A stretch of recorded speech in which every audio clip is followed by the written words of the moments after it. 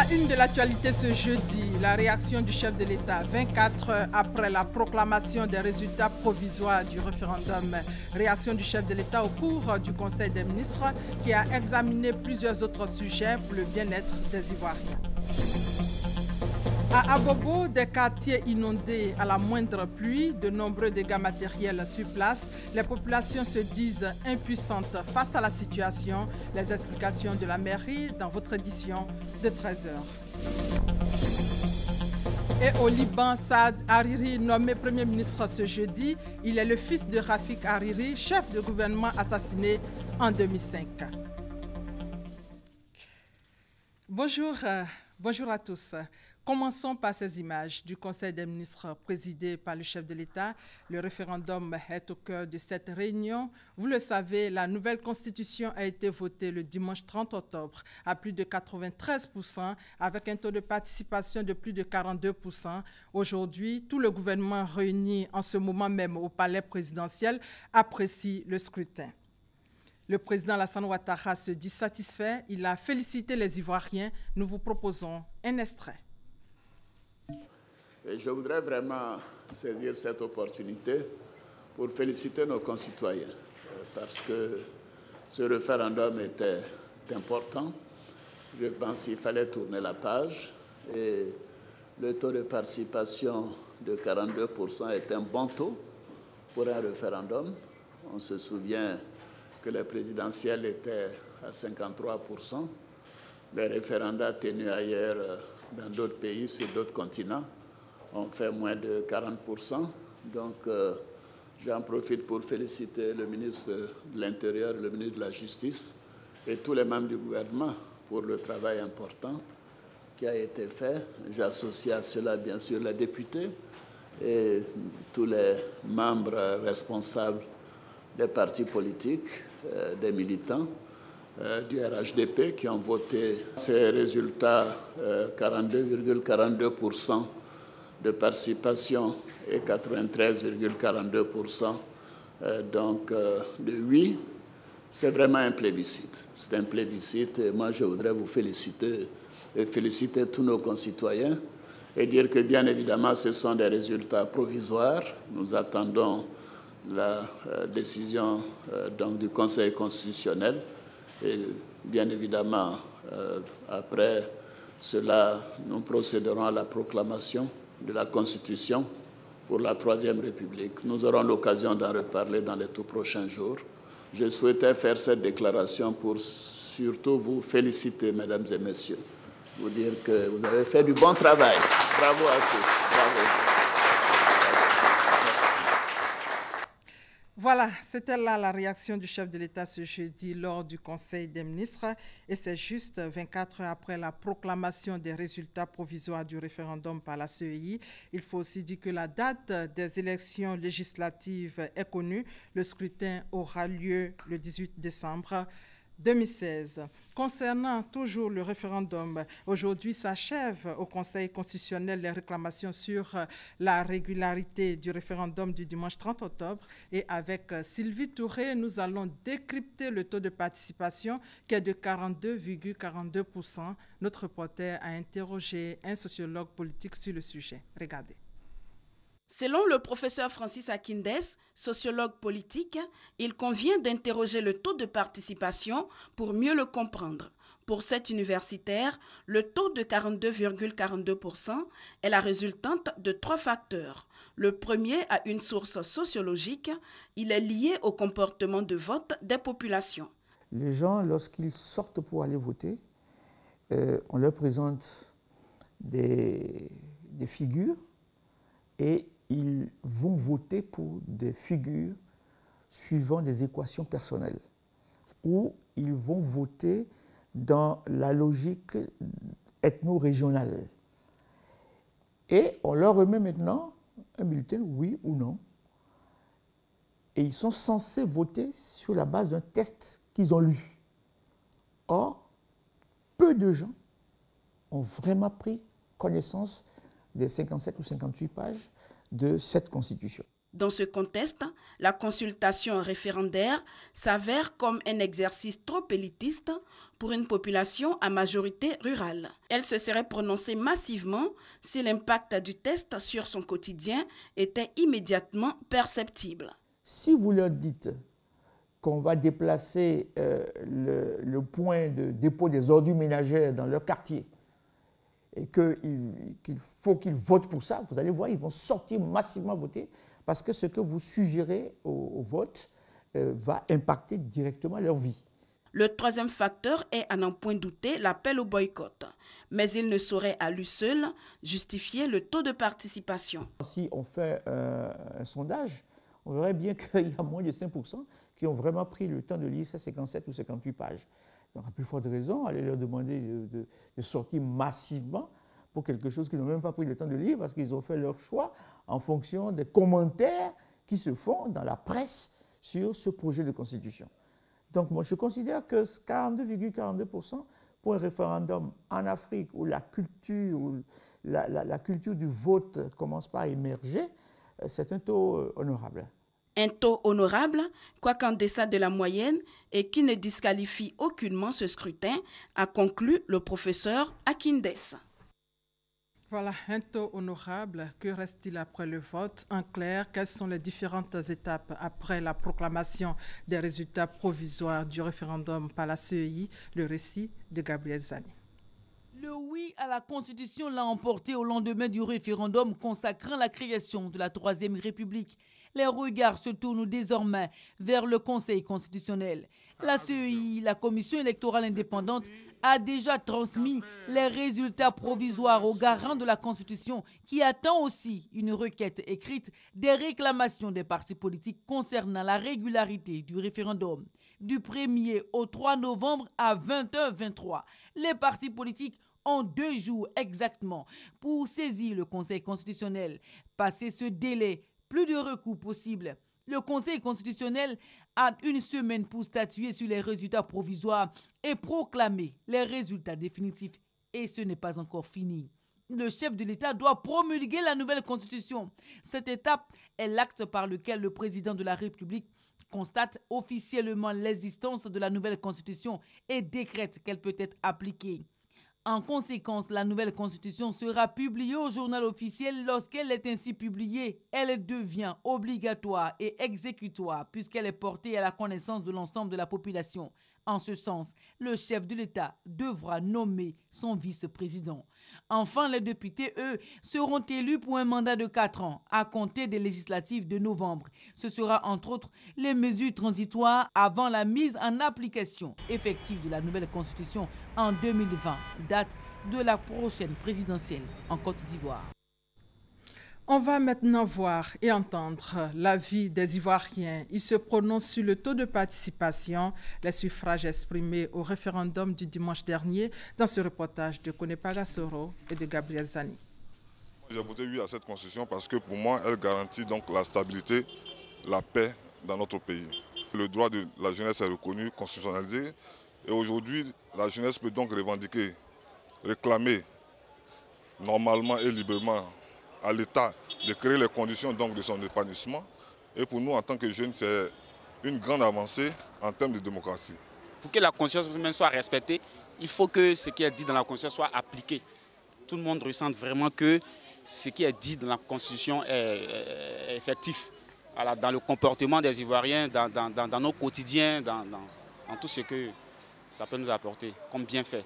Ce qu'ils ont dit dedans, en tout cas, je trouve que c'est bien pour l'avenir de nos enfants. J'espère qu'ils vont mettre ça en pratique vraiment pour le développement du pays. Moi, je pense que quand on est dans un pays, il faudrait essayer d'avancer avec le pays. Il y aura de nouvelles avancées en ce qui concerne les jeunes. Donc, j'espère bien que cela sera fait. Il y a eu des promesses qui ont été faites, qui ont été réalisées. Il y a certainement des choses qui peuvent être réalisées maintenant. Voilà, pour être complet sur le sujet, rappelons que pour les réclamations, le dernier délai, c'est ce jeudi 3 novembre. Après le référendum, donc place aux législatives. La date est connue depuis ce matin. Le scrutin aura lieu le 18 décembre 2016. L'actualité, c'est aussi l'affaire Sicor, la société ivoirienne de coco râpé. Il y a une bonne avancée dans la résolution du différend qui oppose depuis une décennie les populations des Grands Ponts et cette société industrielle. La médiation du gouvernement a abouti à la signature d'un accord de paix, nous dit Maïsako Gueye. La Sicor, société ivoirienne de coco râpé située à Jacquesville, rencontrait de nombreuses difficultés avec les populations riveraines. C'est un problème de bon voisinage qui a rencontré quelques difficultés au cours des dernières années depuis la privatisation de 1974. Un problème d'autosuffisance alimentaire, principalement à Grand Laou. Et ce problème existentiel avec le trait de côte qui avance de plusieurs mètres par an et qui font que les populations de Grand Laou sont menacées par l'arrivée de la mer. Désormais, tous ces problèmes ne seront que des souvenirs. La structure a fumé le calumet de la paix avec les populations à travers la signature de divers accords. Il s'agit notamment de 2 protocoles d'accord sur les villes de Jacquesville et de Grand Laou signés par l'État de Côte d'Ivoire, les populations et la Sicor, et les promesses de bail entre les populations et l'État. L'État de Côte d'Ivoire vient de réussir sa première opération de consolidation de droits fonciers de grande envergure, permettant aux populations locales, titulaires de droits traditionnels et un investisseur, la Sicor, d'avoir suffisamment de visibilité pour regarder l'avenir avec confiance. Vous avez enfin trouvé une solution à la quadrature du cercle du foncier rural. Le Premier ministre Daniel Cablon-Duncan a appelé les parties signataires au respect des engagements pris à l'issue de la signature des accords consacrant la fin des conflits entre la Sicor et les populations riveraines de Jacquesville et de Grand Laou. J'invite chaque partie, administration, autorité préfectorale, autorité décentralisée, élus, chefs de village et chefs de terre ainsi que la Sicor à mettre en œuvre les engagements relevant leurs responsabilités donc respectives. L'intérêt de tous, après cette longue période de crise, est d'aller résolument vers un développement rapide et inclusif de cette belle région des Grands Ponts. C'est en 1974 que la société ivoirienne de coco râpé a vu le jour. Elle a cessé d'être opérationnelle en janvier 2009 à la suite de nombreux désaccords avec les populations de Jacquesville et de Grand Laou. Pour la reprise prochaine de ses activités, l'entreprise bénéficie du soutien du gouvernement qui a mis à disposition 6 milliards de francs CFA pour la redynamisation de la filière coco. Il y a 2 ans, 2 journalistes français, Ghislaine Dupont et Claude Verlon, ont été assassinés à Kidal au Mali. Alors, une journée a été donc instituée par l'Assemblée générale des Nations unies en 2013. C'est la journée internationale de la fin de l'impunité pour les crimes commis contre les journalistes, célébrée hier, mercredi 2 novembre. À cette occasion, la Côte d'Ivoire a salué la mémoire des victimes, nous dit Franck Wadio. 2013. 2 journalistes français, Ghislaine Dupont et Claude Verlon, sont assassinés à Kidal au Mali. Le crime interpelle les Nations unies sur la situation sécuritaire précaire dans l'exercice du métier de journaliste. Et lors de sa 68e session, les Nations unies adoptent la date du 2 novembre comme celle de la journée internationale de la fin de l'impunité pour les crimes commis contre les journalistes. Pour 2016, le thème choisi est l'impunité entraîne l'impunité. Les journalistes, dans le cadre de l'accomplissement de leur mission d'information de l'opinion publique, sont souvent victimes d'arrestations arbitraires, de tortures et d'assassinats. Les auteurs de ces crimes ne font malheureusement l'objet d'aucune poursuite judiciaire dans la plupart des cas. Le gouvernement ivoirien entend pour sa part jouer sa partition. Depuis son accession au pouvoir en 2011, le président de la République, son Excellence M. Alassane Ouattara, ne ménage aucun effort pour non seulement renforcer les conditions de vie et de travail des professionnels des médias, mais également pour leur permettre d'exercer leur métier dans un environnement sécurisé. Une volonté qui se voudrait éloigner de la simple vue d'esprit. Les chiffres dans le monde sont alarmants. Depuis 2016, la Fédération internationale des journalistes a enregistré 66 meurtres de journalistes. En image, Johannesburg, en Afrique du Sud, ouverture hier du Discop 2016. Ce marché africain de contenu audiovisuel se tient jusqu'au 4 novembre. La coopération Afrique-États-Unis est à l'honneur cette année. Sur place, RTI Distribution présente son catalogue de production Made in Côte d'Ivoire aux milliers de participants venus du monde entier pour acheter ou vendre des programmes audiovisuels. Ici, en Côte d'Ivoire, un projet dénommé Africa Code Week a été lancé au lycée Sainte-Marie de Cocody. Ce projet vise à inculquer le goût de la programmation numérique aux élèves âgés de 8 à 17 ans, nous dit Emma Niamien. L'Afrique a raté la révolution industrielle. Elle ne doit pas encore rater la révolution numérique. C'est tout le sens du projet Africa Code Week. Il vise à sensibiliser les jeunes et à les former au nouveau langage de ce 21e siècle qui est la programmation appelée communément code. L'Africa Code Week 2016 est un événement panafricain. Il se déroule dans 30 pays en Afrique, que ce soit des pays anglophones, francophones ou même lusophones, et il vise à former 150 000 jeunes écoliers, jeunes hommes et femmes aux techniques de programmation informatique. Pour que ce projet soit un succès en Côte d'Ivoire, plusieurs enseignants à travers tout le pays ont été formés. Ce sont eux qui ont la charge à leur tour d'initier les élèves de 8 à 17 ans au langage du code. C'est très important de commencer par la base, par les enfants. Aujourd'hui, on ne peut plus se passer du numérique dans notre vie quotidienne, dans la vie de tous les jours, et tout est numérisé aujourd'hui. Le but de ce projet est de transformer la mentalité des jeunes afin qu'ils passent d'un statut de consommateur de technologie vers un statut de producteur de contenu et d'applications numériques pour qu'ils deviennent pour certains de grands entrepreneurs en informatique. Des managers d'entreprises qui ont suivi une formation ont reçu des prix. La formation vise à promouvoir le développement social et économique en Afrique. Davis Oyo et Isayo. Ces diplômés que vous voyez ne sont pas des étudiants ordinaires.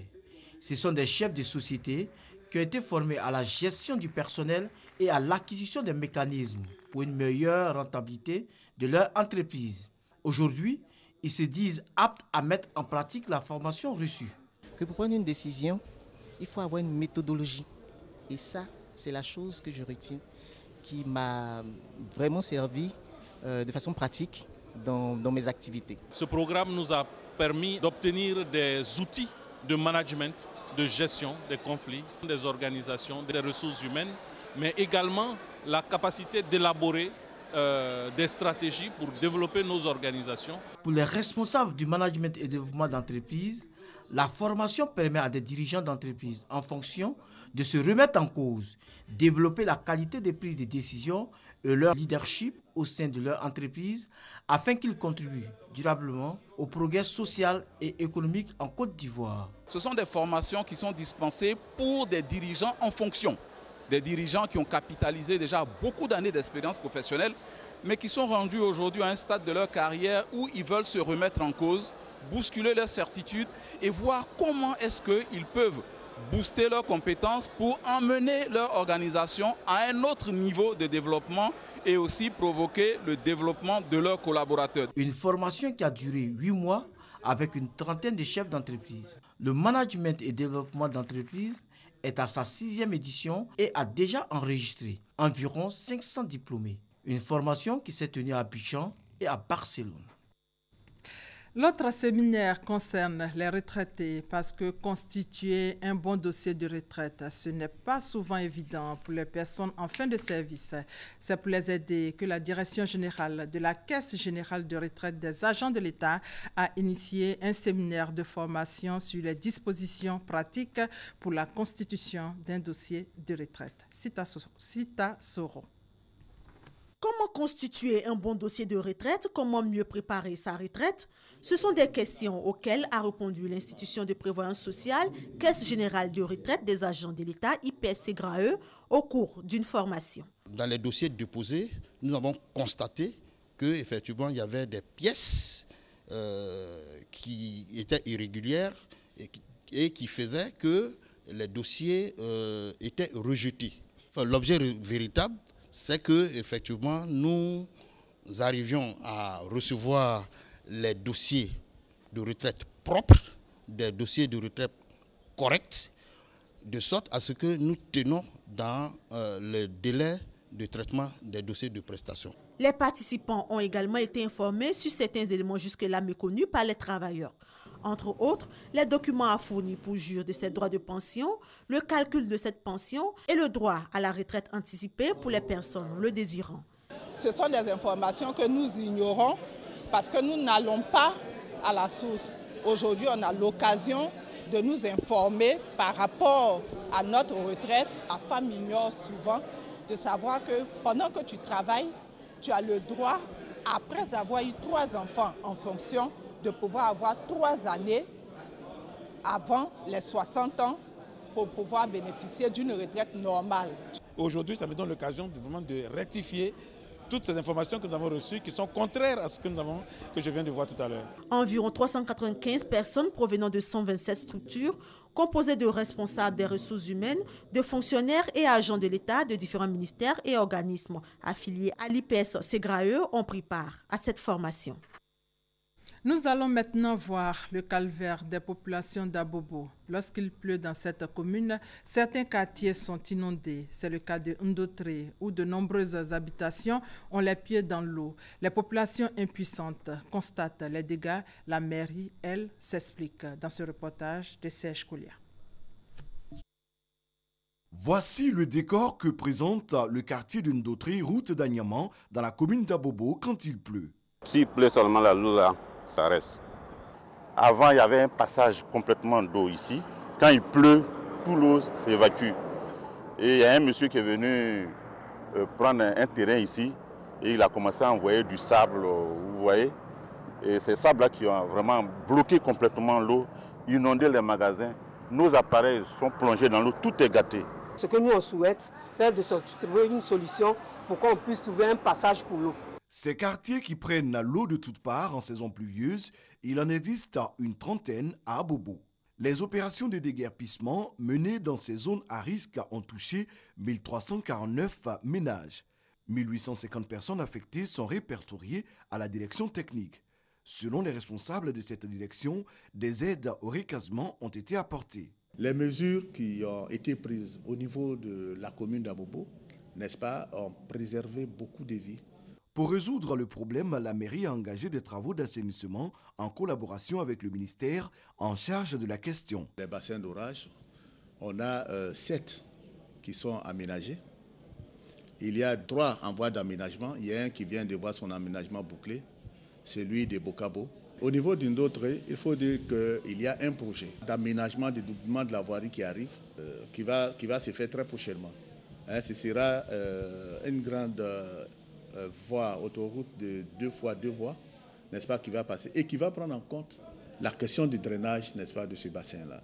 Et c'est à partir de là que la solution définitive, n'est-ce pas, d'inondation de ce bassin va se régler. Nous avons visité le site du monastère Kloueka, un quartier qui par le passé était le lieu d'inondation aux conséquences désastreuses. Avec ces travaux, en phase de finition, les populations se sentent beaucoup mieux.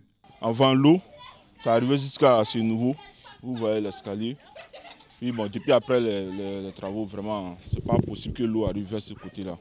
Donc il y a eu un peu de changement. Malheureusement, ce n'est pas encore le cas de la zone de Ndotré où les populations attendent encore. Des populations qui continuent de subir les affres de la nature à la moindre précipitation. Après Abobo, direction Tumodi, le centre de santé urbain de la sous-préfecture d'Angoda a désormais son ambulance médicalisée, un don du président de la République qui s'inscrit dans le cadre du renforcement des capacités du système sanitaire. Commentaire Léon Brou. Angonda, localité de Similam, à environ 20 km de Tumodi. Plus d'obstacles à l'évacuation des malades vers les structures sanitaires de référence, le centre de santé urbain de cette sous-préfecture est désormais doté d'ambulances médicalisées, un don du président de la République Alassane Ouattara, remis par la ministre de la Santé et de l'Hygiène publique. Raymond Goudou-Kofi inscrit le geste dans le cadre du renforcement des capacités du système sanitaire ivoirien. Cette ambulance que je viens de vous remettre ne doit pas être perçue comme un don ordinaire, mais plutôt comme le symbole d'un nouveau contrat de performance entre la population et sa structure de santé, qu'il faut qu'à tout prix, cette ambulance serve effectivement à prendre en charge les patients pour une meilleure prise en charge au niveau de leur santé. Message bien perçu par les populations d'Angonda, selon leur porte-parole. Noël Kofikuna est reconnaissant au président de la République pour ce don d'ambulance médicalisée pour écourter le calvaire des populations et du corps médical d'Angonda. Dans la région du Bafing, le canton Barala, dans la sous-préfecture de Boko, a un nouveau chef.